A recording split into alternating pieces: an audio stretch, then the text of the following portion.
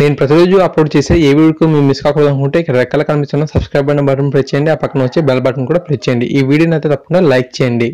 Friends, ఈ video కింద డిస్క్రిప్షన్లో ఒక న్యూస్ యాప్ లింక్ ఇచ్చాను. యాప్ జస్ట్ 4 MB మాత్రమే ఉంటుంది. ఈ యాప్ ఇన్స్టాల్ చేసుకున్న వెంటనే మీకు 50 రూపీస్ అనేది రావడం జరుగుతుంది. ఈ యాప్ ద్వారా మనం మంత్లీ 5000 వరకు ఎర్న్ చేసుకోవచ్చు. సో తప్పకుండా అందరూ ట్రై చేయండి. హాయ్ గైస్, మహేష్ ఫ్రెండ్స్, ఆంధ్రప్రదేశ్లో ఈసారి డిఎస్సికి మనకు 10,351 పోస్టులను భర్తీ చేసిన విషయం తెలిసిందే.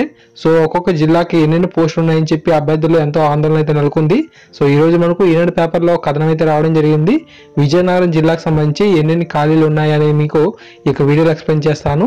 సో ఆల్రెడీ నేను విశాఖపట్నం జిల్లాకు సంబంధించి వీడియో అయితే అప్లోడ్ చేశాను. కింద కామెంట్ సెక్షన్లో ఆ యొక్క వీడియోని కూడా పిన్ చేస్తాను. సో తప్పకుండా ఒకవేళ విశాఖపట్నం చెందిన ఎవరైనా విద్యార్థులు ఉంటే ఆ యొక్క వీడియోని చూడండి. సో ఇప్పుడు మనం విజయనగరం జిల్లాలో మనకు ఎన్నెన్ని పోస్టులు ఖాళీ ఉన్నాయనేది పరిశీలిద్దాం.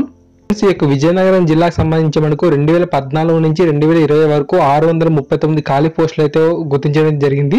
ప్రస్తుతం మనకు ఈ యొక్క 2018లో నోటిఫికేషన్ రిలీజ్ అయింది కాబట్టి ఈ యొక్క 2018 వరకు విజయనగరం జిల్లాలో మనకు 503 పోస్టులు అయితే ఉన్నాయి. సో ఈ యొక్క 503 పోస్టులకి డిఈఓ నాగమణి గారు అయితే మనకు ఈ యొక్క ప్రతిపాదన అయితే పంపడం జరిగింది. సో ఆదర్శ విద్యలో ఖాళీలు కూడా ఇక్కడ మనకు భర్తీ చేస్తున్నారు. రాష్ట్రంలో డిఎస్సి ద్వారా భర్తీ చేయనున్న 10,351 పోస్టుల్లో ఆదర్శ పాఠశాలలో మనకు 929 పోస్టులు అయితే ఉన్నాయి. ఈ యొక్క విజయనగరం జిల్లాలో 16 పాఠశాలలకు 320 పోస్టులకు 61 పోస్టులు ఖాళీగా ఉన్నాయి. సో ఈ యొక్క 320 పోస్టులు 61 పోస్టులకు కూడా మనకు ఈ యొక్క ప్రతిపాదన అయితే పంపించడం జరిగింది. సో మొత్తంగా పోస్టుల సంఖ్య చూసినట్లయితే మనకు 503 పోస్టులు అయితే ప్రతిపాదించారు. సో వీటిలో మనకు హెచ్జిటికి ఎన్ని ఉన్నాయంటే 205 పోస్టులు అనేవి హెచ్జిటి వారికి ఉన్నాయి. పాఠశాల సహాయకుడు స్కూల్ అసిస్టెంట్ మనకు 184, భాషా పండితులు లాంగ్వేజ్ పండిట్ మనకు 54, వ్యాయామ ఉపాధ్యాయులు పీఈటీ వారికి సంబంధించి 60 పోస్టులు ఉన్నాయి. పురపాలక యాజమాన్యాన్ని మనకు 75 పోస్టులు అనేవి ఉండడం అయితే జరిగింది. సో విజయనగరానికి సంబంధించి మనకు ఈ యొక్క డిఎస్సికి 503 ఉపాధ్యాయ పోస్టులు అయితే వారు ప్రతిపాదించారు.